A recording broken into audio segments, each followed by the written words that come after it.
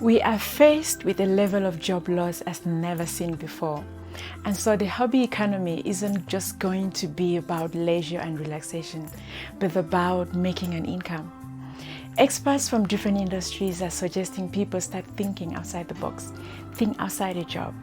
And in this video, I'll share nine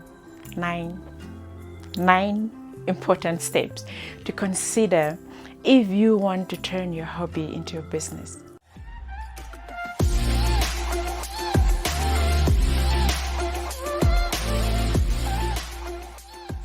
Hello everyone, and welcome to my channel once again. My name is Nicky. I am the voice for those who yearn to upskill, innovate, disrupt the status quo and recreate themselves in a world that is fast changing. I am also the author of the best-selling book Disrupt Yourself or Be Disrupted.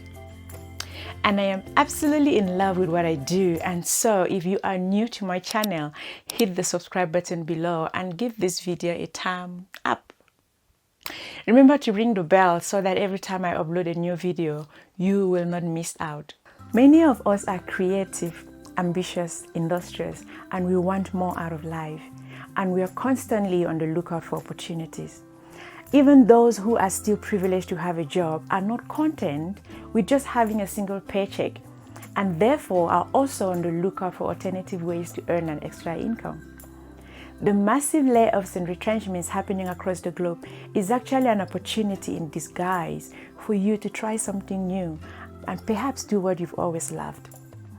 And the digital era has made it even much easier than ever for anyone to start a business, start their own thing, and even be able to sell to your global audience. There are numerous paths to making an income, and self-employment is a viable option.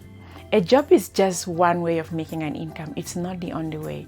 There are so many different ways in which you can make an income. Some of you could have been really far down the pathway of success if you had put that much energy that you're using in looking for a job into your talent or into your hobbies or into any other venture that is actually generating an actual income. You know, we all have hobbies and talents and dreams that fall outside society's definition of normal. You know, many people with great potential are sitting on opportunities simply because society has told us and has programmed us that, even from childhood, that the only way to make a living is to go to school, get a certificate and get a job. And so many of us are stuck with this mindset and we cannot think outside of this mindset. This, however, might have been true 20 years ago, but it is no longer the case. Times have changed. Machines are now employable. Businesses are now going digital, and companies are doing more with fewer employees. Hence the rise in retrenchment and layoffs that we are currently experiencing. As if automation wasn't a threat enough, we are now dealing with a global pandemic that is wreaking havoc on economies and the global job market, causing many businesses to shut down completely and let go their entire workforce. So it is really time to think outside the box. Like I mentioned in my previous video, it may seem counterintuitive to start your own business in such a time of economic crisis. But the truth is that some of the most successful businesses today were started during times of economic downturn. If I remember correctly, I think it is Warren Buffett who said something along these lines. Someone is sitting in the shade today because someone planted a tree a long time ago. And so, as much as the COVID-19 hurricane is breaking down trees and breaking down businesses, now is even a better time to plant more trees and to start more businesses. Some of the most successful businesses ideas were born out of people's passions and hobbies. And while the opportunity for money making from your hobbies are limitless, there are certainly some important points and steps for you to consider before you actually begin. And the first point is that you need to identify your hobby. Yeah, you may not be sure exactly what your hobby is, and that's okay. So start by thinking about things that you have done in your life that people have complimented you for it. You can also take an informal poll or maybe ask people what they think you're really good at, or take an online skill test or take a short course on something you've always had an interest in. You know, hobbies change from time to time. You can also think back to your previous work situations and Start thinking about things you really enjoy doing while you were at work. When you think of these things together, you will start to see where your hobbies and interests lie. You can even create new hobbies by trying out new things and see which ones interest you the most. And the second point you have to consider is that you have to do your research. Once you've identified what skill or hobby you want to use, think about how you can make money from it. Start by assessing how you can make money from that particular hobby, which means doing your research. Also, create a strong brand identity. Assess what is it that you need to learn in order to be successful, and tap into your social media network to see who may offer you some guidance or who can help you with referrals. One of the things your research will help you to do is that it will cover what other people are charging. It will help you determine how much they are charging. Is it per hour or is it per item? For example, how much are bakeries charging for a bag of cookies, or how much are graphic designers charging for a logo, those things like that. The third point is that you have to start small. Dream big, but start small. Start out small with your family or friends. You can freelance maybe a couple of hours a week and see how it goes, and see how the demands for your hobbies, align with your industry. If your hobby and all its demand is still enjoyable after you've done it for a while, it is actually a clear sign that this is something you should get into business with. But you have to start small so that you can determine if you should go ahead with this particular thing or you should try something else. The fourth one is to get your first customer. Once you get your first customer, it will give you confidence that this is actually a business idea where you can make money from.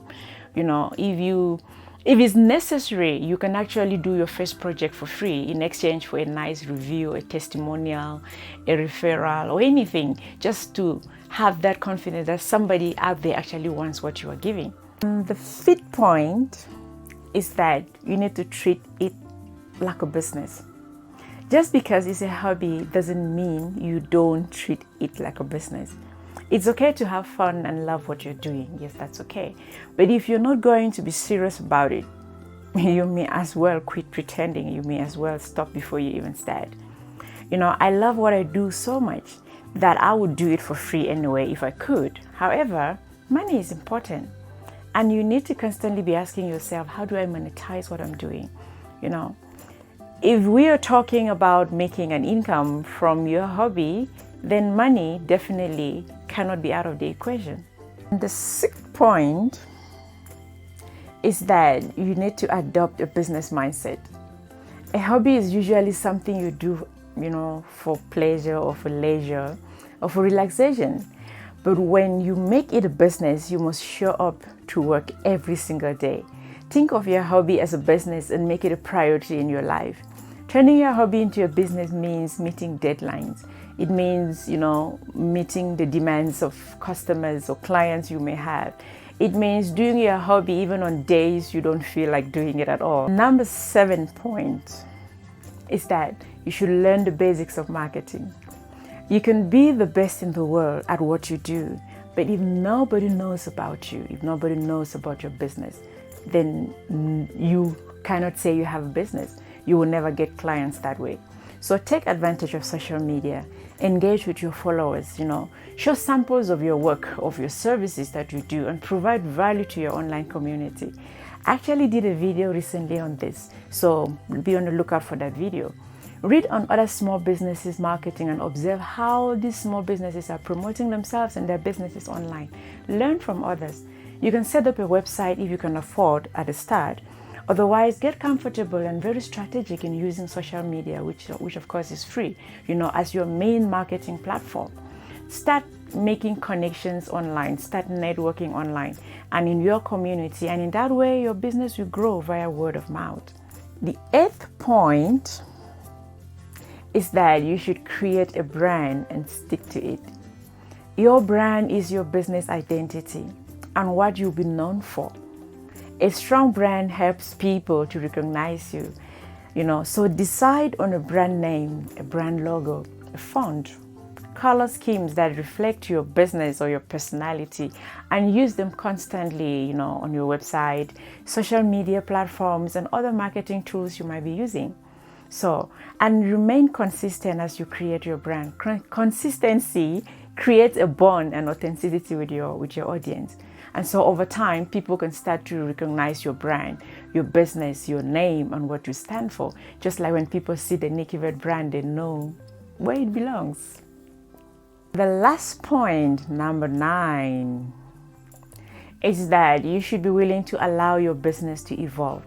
You know, sometimes you can have one thing in mind, and the moment you start, it evolves into something else. And so if you have a hobby that could branch out, consider that option. You know, for example, a photographer can always do more than take photos and sell them.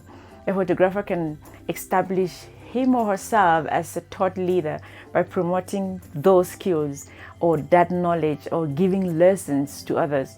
You know, if you're an artist, for example, there's more for you out there than just selling paintings or maybe playing your music.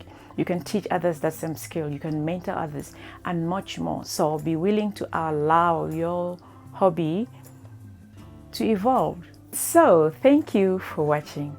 And if you haven't seen my other video on the hobby economy, you can check that out right now. I'll share the link in the description below. And I'll also share the link to my best-selling book, Disrupt Yourself or Be Disrupted, so that you can get more information in the links below. Do check it out on Amazon. I am looking forward to seeing you in my next video.